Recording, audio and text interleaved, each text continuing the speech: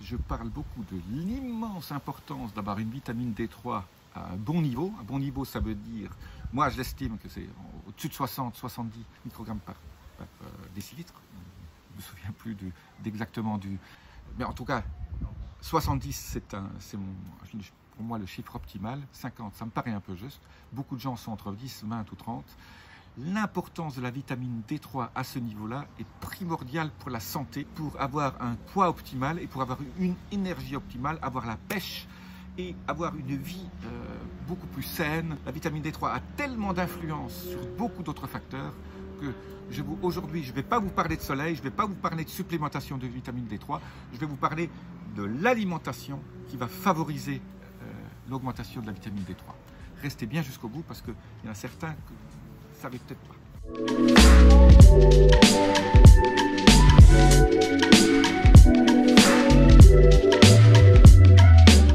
Je suis Jean-Marie Buterlin et vous regardez Vie Augmentée. Alors, pour augmenter la vie et la longévité et la qualité de vie, la vitamine D3, comme je le disais, est méga importante. Je ne vais pas vous ressortir les milliers d'études cliniques qu'il y a qui ont été publiées là-dessus.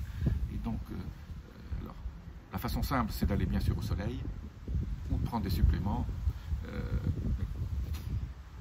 Le soleil, c'est l'idéal. Le supplément, ça prend du temps, c'est moins bien métabolisé, c'est pas idéal, mais bon, quand on ne peut pas faire autrement, on fait ça. Mais il existe une solution naturelle qui ne coûte rien pour augmenter sa vitamine D3, surtout quand vous n'avez pas accès au soleil tous les jours. Alors, le premier, c'est quelque chose qui est relativement méconnu, que nos grands-mères nous donnaient quand on était jeunes. En tout cas, bon, moi je suis un enfant de l'après-guerre. On me montrait la petite cuillère à café d'huile de foie de morue. Je détestais ça, mais j'en prenais tous les jours. Et les grands-mères savaient ça, peut-être intuitivement. C'est l'aliment qui contient le plus de vitamine D3. Ça contient c'est 250 microgrammes pour 10 cc, pour 10 centilitres. Alors 10 centilitres, ça fait une grosse cuillère à soupe. Voilà. Donc si vous trouvez de l'huile de foie de morue, reprenez de l'huile de foie de morue. En plus, ça contient des oméga 3, ça contient beaucoup d'autres choses qui sont ultra bonnes pour la santé. Mais là, je parle aujourd'hui de la vitamine D3. Alors, il faut... nos besoins journaliers sont aux environs de 20 microgrammes par jour. Là, dans 10 cc, vous en avez 250. Il y en a plein. Le deuxième, c'est le saumon sauvage. Le saumon sauvage, en plus des oméga 3, vous connaissez déjà, le saumon sauvage ou la truite saumonée, contiennent, pour 100 grammes, vous avez 11 microgrammes. Donc vous avez en gros la moitié de vos besoins journaliers, minimum. Hein. Moi, j'estime qu'il en faut plus.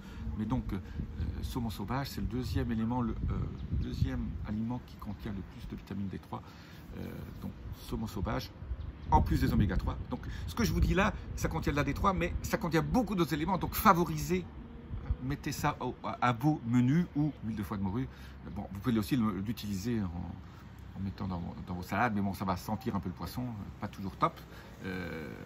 Mais si vous avez du saumon, vous prenez un saumon cru sauvage, vous tapissez un tout petit peu de wasabi avec de l'huile de foie de morue, c'est top.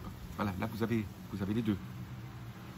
Dans la même ordre d'idée, le hareng contient des oméga 3, hein, le hareng c'est petit poisson, donc pas trop de métaux lourds. Ça contient 7 microgrammes pour 100 grammes. Donc voilà, le hareng, il faut en manger beaucoup déjà. Pour manger 300 grammes de hareng, on n'a pas toujours envie. Donc vous savez que ça contribue, même si un tout petit peu, voilà, ça aide à votre dose journalière d'oméga 3. Les œufs bio, pondus par des poules qui ont couru toute la journée, qui mangent des vers, hein, eh bien ça contient des oméga 3 et ça contient de la vitamine D3. Alors, surtout dans le jaune. Alors, plus il est cru, meilleur c'est.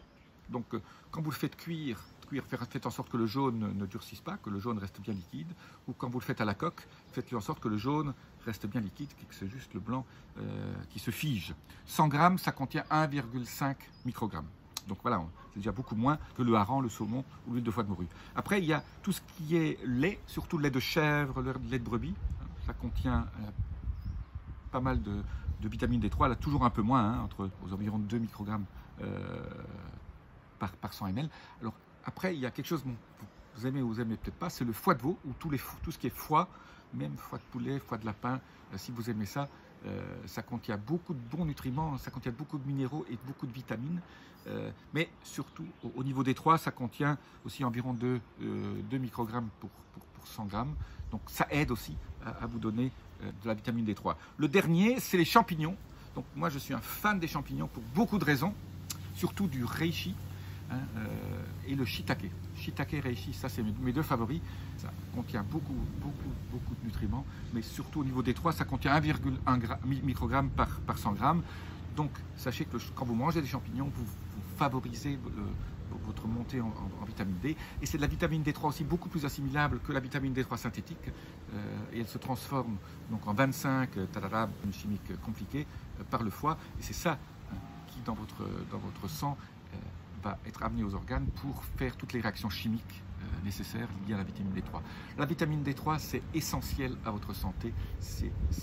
Je dis toujours, quand vous allez chez votre médecin, demandez toujours votre CRP-HS qui mesure votre niveau d'inflammation. CRP-HS, haute sensibilité. Il faut être entre 0,1, 0,2, 0,3, ça c'est idéal. Inférieur en tout cas à 0,5. Et votre vitamine D3, au-dessus de 50, c'est un minimum. 60, 70, c'est mieux. 75, voilà. Être au 70, c'est l'idéal. Pas non plus trop, pas être à 100. Parce que là aussi, après, il y a d'autres soucis qui peuvent se produire. Mais être à 70. Et pour ça, en hiver, si vous n'avez pas assez de soleil, où que vous soyez, privilégiez ces aliments que je viens de vous dire. Donc, bien sûr, le top du top du top, c'est l'huile de foie de morue, le remède de nos grands-mères. Retenez ça. Et on en trouve maintenant partout dans les magasins bio, on en trouve. Pensez à ça pour vos oméga 3 aussi. Parce qu'il faut monter les oméga 3. C'est très important. J'ai fait beaucoup de vidéos sur les oméga 3. Et pas seulement les oméga 3, c'est le rapport oméga 3 sur oméga 6 qui est important. Et donc, si vous mangez beaucoup d'oméga 6, vous montez vos oméga 3, vous n'avez rien gagné. Il faut baisser les oméga 6, monter les oméga 3. Et l'huile de foie de morue vous donne plus d'oméga 3, plus de vitamine D3, beaucoup plus assimilable. C'est un peu comme le soleil. Le problème aussi, quand on vieillit, la peau métabolise beaucoup moins bien le soleil et te transforme aussi moins en vitamine D3. Donc, quand vous avez plus de 55, 60 ans, il faut supplémenter. Et la meilleure supplémentation reste quand même la supplémentation par les aliments. Je privilégie toujours ça. Je ne prends des suppléments que quand je n'ai pas les aliments à ma disposition. Atteindre mes niveaux optimum de nutriments, de vitamines, minéraux que j'estime avoir besoin. Pour cela, l'huile de foie de morue, c'est le top du top. Vous avez regardé Vie Augmentée. Je suis Jean-Marie Buterlin. À bientôt. Namasté.